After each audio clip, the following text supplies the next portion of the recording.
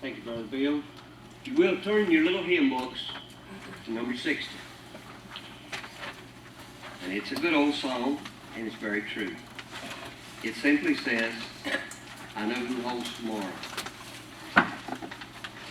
Do you know what tomorrow holds for you? And that's very important. I want you to take a good look around.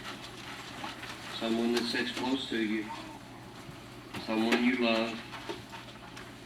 It'll never be the same again. It will never be the same as it is on this day. I've stood here for a long time, and I saw homecomings, and I never saw two alike. I think this is a good day. It's a very diverse audience. We have our elderly with us. We have our people in the middle. And we have our young. And I want to compliment you today, our young people that are here today. You're the next generation. You're going to be our hope. Many of us are going to live under your decisions. And the decisions you make today, you must someday live under those decisions. And Billy shared with you one of the wisdoms, one of the things of life. It's making the right choices. And I remember a long time ago that I went through what some of you are going through today, your 18s and 19-year-olds. They were troubling times because I had got to the point of where I was trying to find my way. I didn't particularly like the person I was. I was conceited. I had a temper. I was not considerate of others, not even to my parents to some degree. And I had to change. I was to be a father. And I said, something has to change. I don't want to live like this the rest of my life. Surely there's got to be something. There's someone that understands me. There's someone that can help me. And so I turned my eyes toward heaven. I have never been disappointed. I have been trod down, but I have been lifted up. And many of the people that were here when I came in here are now gone. And I shall forever remember their kind deeds, their love and concern for me. This service was different this morning. And I guess especially for some of our young people. We're going to leave your education up to the system. Use it wisely. But you need to be educated in the ways of eternal salvation. You need to have yourself in a church somewhere where your spirituality can be served. That's not found in the textbooks of our great institutions. They're found in the Word of God. Maybe to some of you it's been a sad time. If you live long enough, you're going to find out that life is a mix. It's a bittersweet thing. There's going to be good things happen to you. There's going to be things that sometimes you just think you can't handle.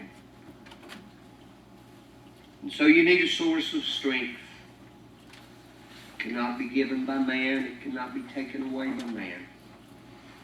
It is the inner peace of being a child of God. I told Dan, I said, I'm going to try something. Normally I'll open up a Bible and I just stick right verse to verse in the chapter, but we might get more out of it. I'm going to try something different today. I want to talk heart and soul. This is homecoming. This is a different time altogether, in a sense.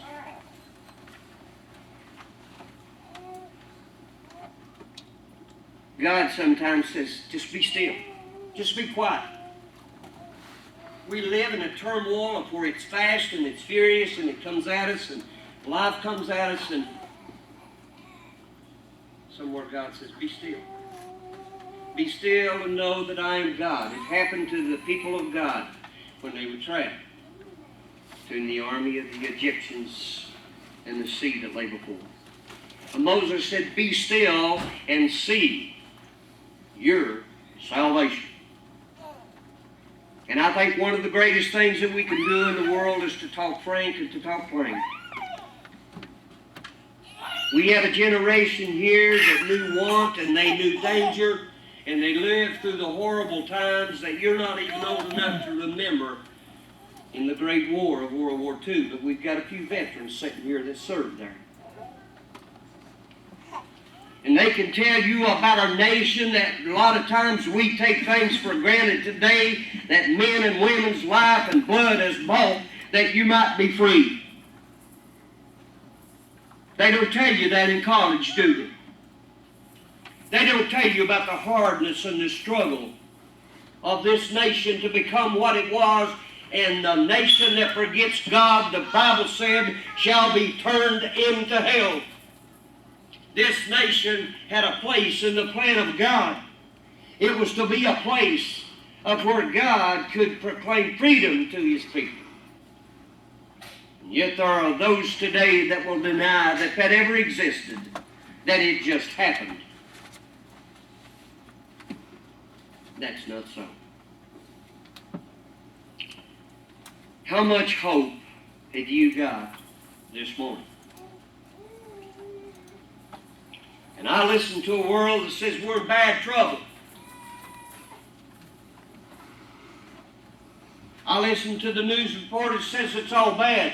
And I say to you, if you look at the reality and the facts, our young people today, you have one of the brightest futures that was ever known. It depends on what you want to do with your life. You can be a cut above average, or you can fall into this drug culture and this thing that is destroying young people's lives. Business people cannot even find enough people to fill the positions. And by the year 1910, the blue-collar trades is down 40% because young people are wiping out on drugs and they're not going to give you a job. They're not going to give you a job, and I wouldn't either. We'll not trust you with $1 million piece of equipment. You've been out and you've partied the night before and you've got a headache and you're hungover. It's time that we talk facts in this country. We have been babied enough. We have been cuddled enough, and we need to get down to the good old bare-knuckle fight. What does your hope have for you this morning? Have you got a plan? Do you know what you want out of life? And do you know how to pursue it? And it's all within the plan of God.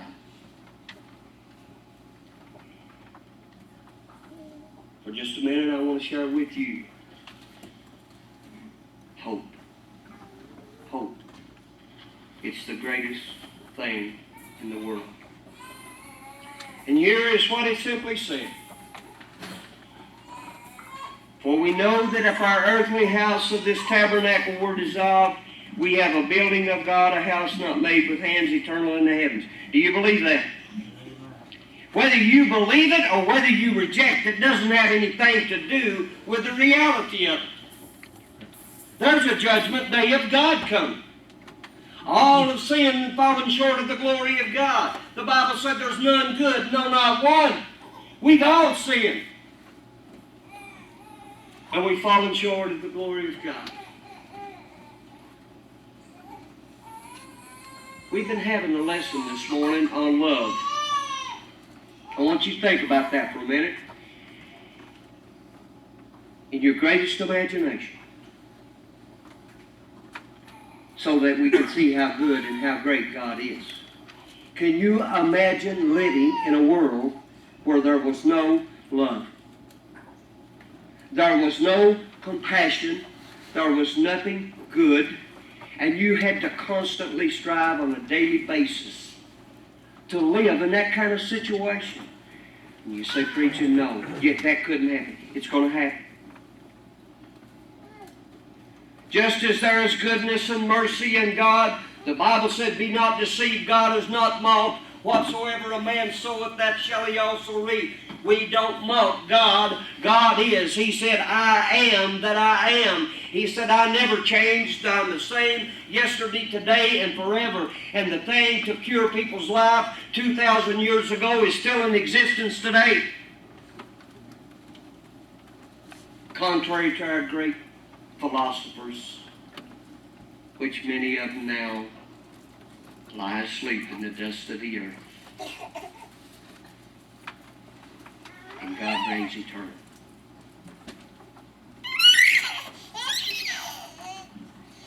Earnestly desiring to be clothed upon from our house which is from heaven. And if so being clothed, we shall not be found naked. The Bible said, for we must all appear before the judgment seat of God. Job said, naked came I out of my mother's womb, and naked shall I return. I don't care what you've got today, you'll not take anything with you. The only thing that will follow you is the goodness of God and the mercies and the way that you've lived, and it will bring you into the realms of heaven, or it will cast your soul into the realms of hell. And you say, preacher, I don't believe that. You go ahead.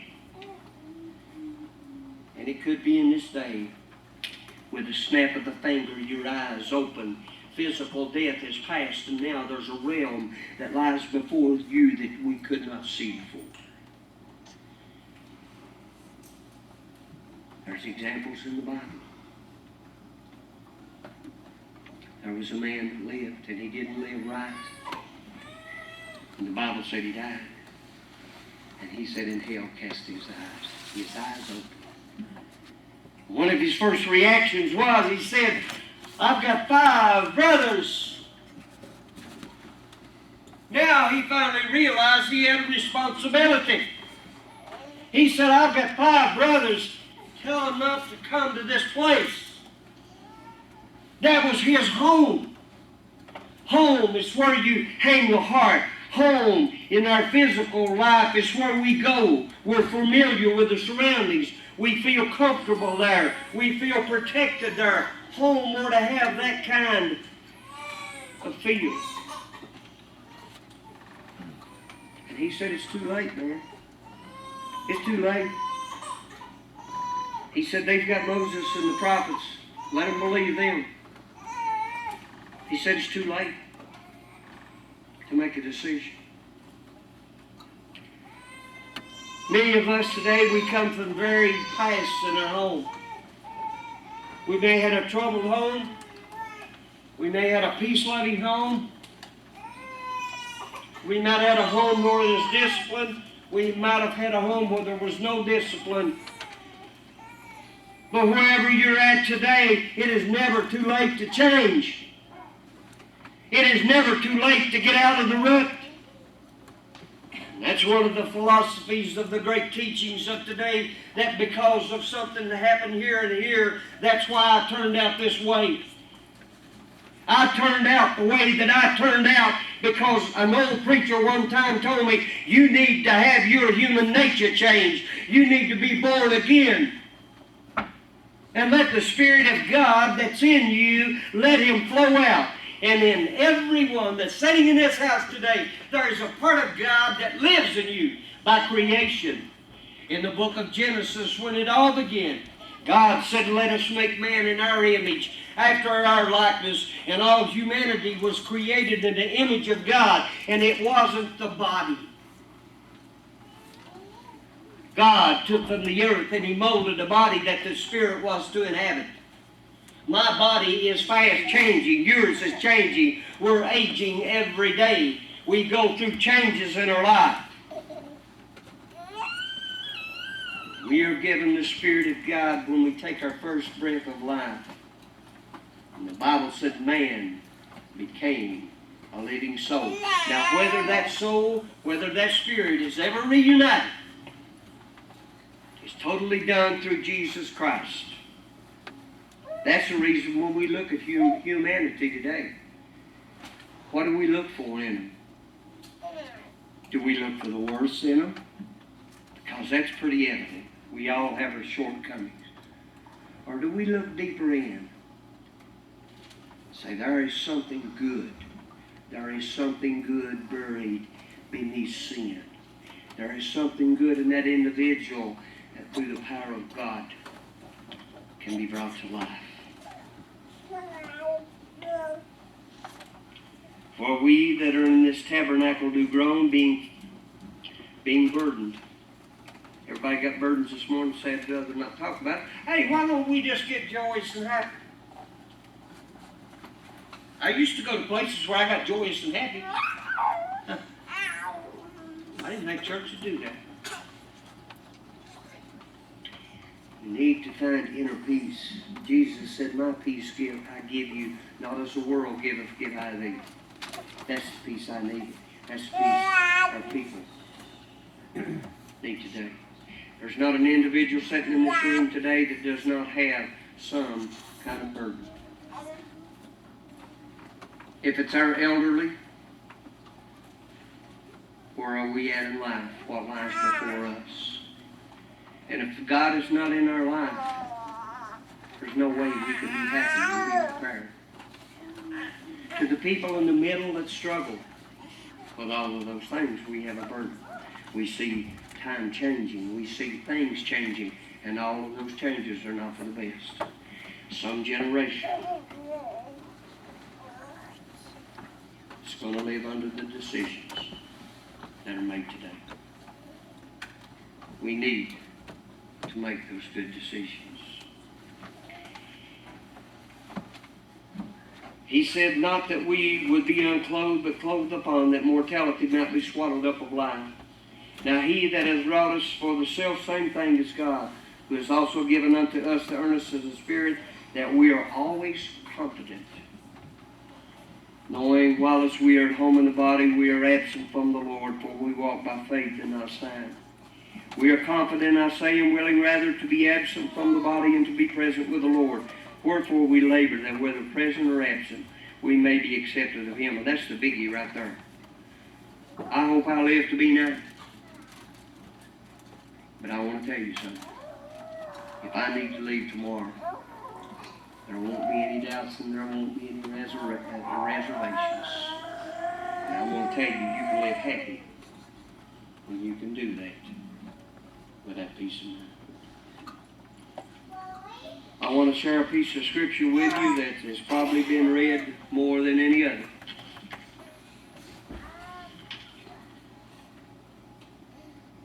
From foxholes, from the depths of the seas, out of the anguish of the heart, this simple prayer. David said, the Lord is my shepherd, and I shall not want. He maketh me to lie down in green pastures. He leadeth me beside the still waters. He restoreth my soul. All of us on a daily basis need to have our soul restored. Life is hard. Life is hard. Decisions are hard.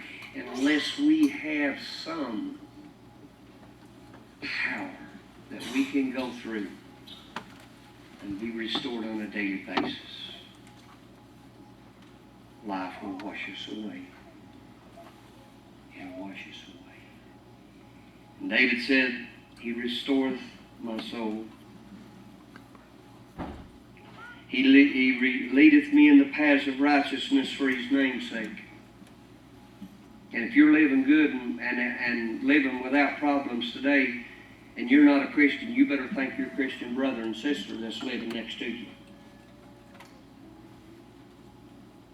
Because there's places that doesn't believe in the love of God and they don't believe in the name. Look at them.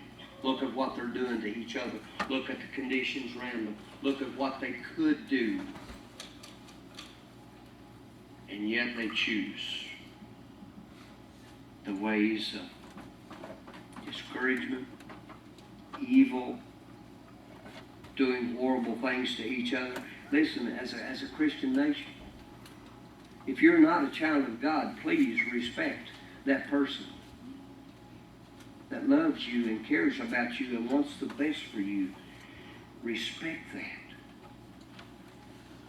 Because it could just be your answer to life. Yea, though I walk through the valley of the shadow of death, I will fear no evil. For thou art with me, thy rod and thy staff, they comfort me. Thou preparest a table before me in the presence of mine enemies. Thou anointest my head with oil, and my cup runneth over. In thinking and being very honest about life, as I look back, everything bad that ever happened to me, I was responsible. I said something I shouldn't. I done something I shouldn't. I was totally responsible. And until we come to the place in life and quit blaming others and quit blaming society, say my past doesn't matter. It doesn't matter what I was. It's what I'm going to become. It's what I am going to become. That means everything. Thou preparest a table before me in the presence of mine enemies. Thou anointest my head with oil, and my cup runneth over. And then David said this, and I'll leave this with you. You got to pick. You got to choose what you want to do with your life, how you want to live it. But he said, surely goodness and mercy shall follow me all of the days of my life. And I will dwell in the house of the Lord forever. The victory is not at the end. The victory is in the battle. The victory is in the battle. I am so pleased to see this many here today, and some of the young ladies, and they come through the door. This is where they found their husband. This is where they found Christ. And this place will always be precious to those people. It'll always be precious to me because of two things. The presence of God and the love and compassion of His people. Forever be a part of my life. And I don't normally do this, but there are some, listen, give somebody a rose today. Don't wait until they're dead. Don't wait until they're gone to say how much I loved you. If you're going to do it, let's do it now. Let's do it now. And if you've been meaning to tell your mom or dad or your good friend, I love you, I care about you, you need to do it now. All too many times we wait and we look back. And I can look at this audience, red face, I have to look. And you and I have been together all these years. Our babies are big now. But my, the memories. And I could go on and on to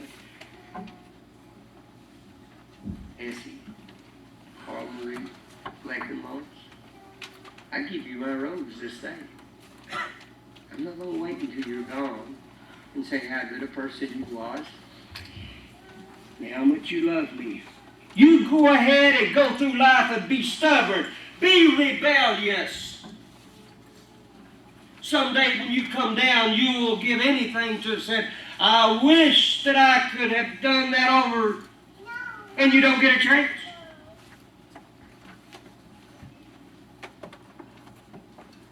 We don't hurt anybody but ourselves. When we're rebellious and we kick against everything in life and we kick against the love of God, and we have never known love. We have never known it until God touches that heart and it quickens and awakens it to something greater, a legacy we can leave And I could just look back over this audience. And it has been good. It has been good for us to be together. There were 9 of us, Ella. There's 3 of us left now. You're the oldest. And I'm the baby. And all of you, over the years in this church, 40-some years, I have watched you. We've all given our loved ones up together. And we'll continue to do this. We're just marching to that final destiny. When we leave here, don't look back with any regrets. If you've got regrets, you better share them today. You better change that nature. Because that's what God accepts. Sister Maxine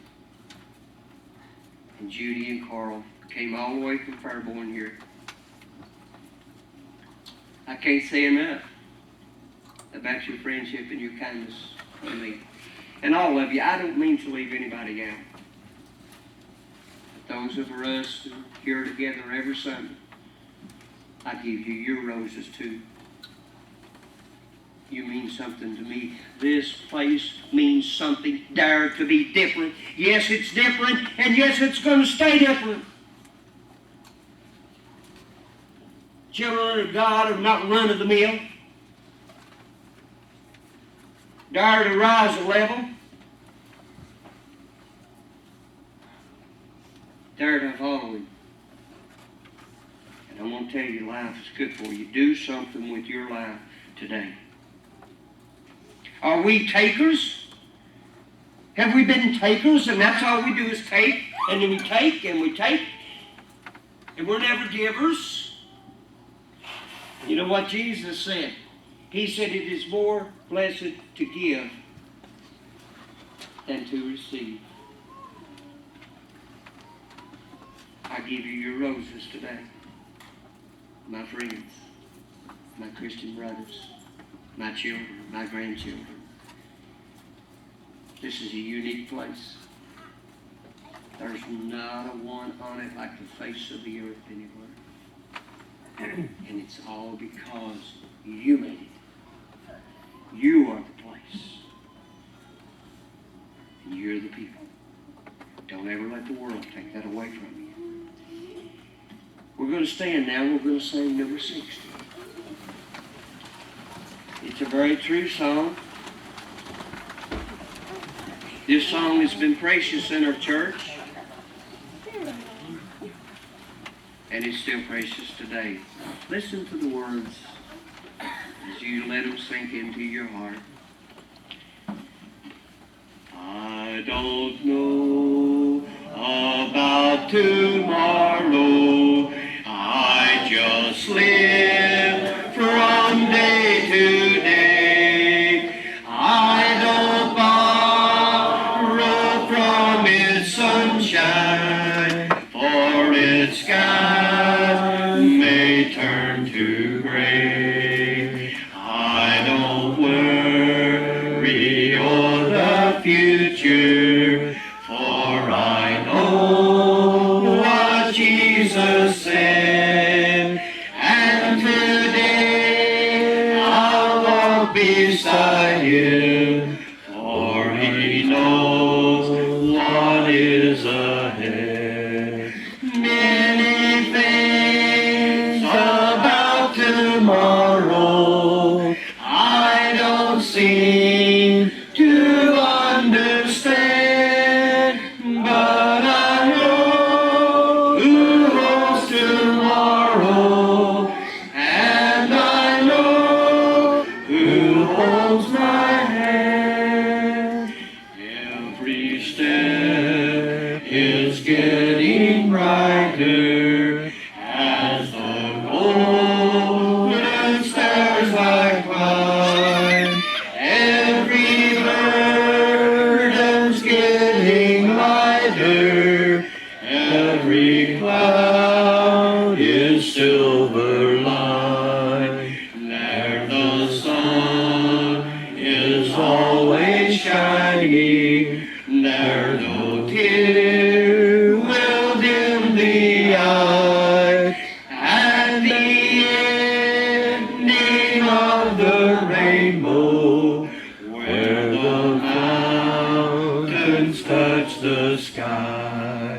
Many things about tomorrow I don't seem to understand, but I know who holds tomorrow, and I know who holds my hand. I don't know about tomorrow.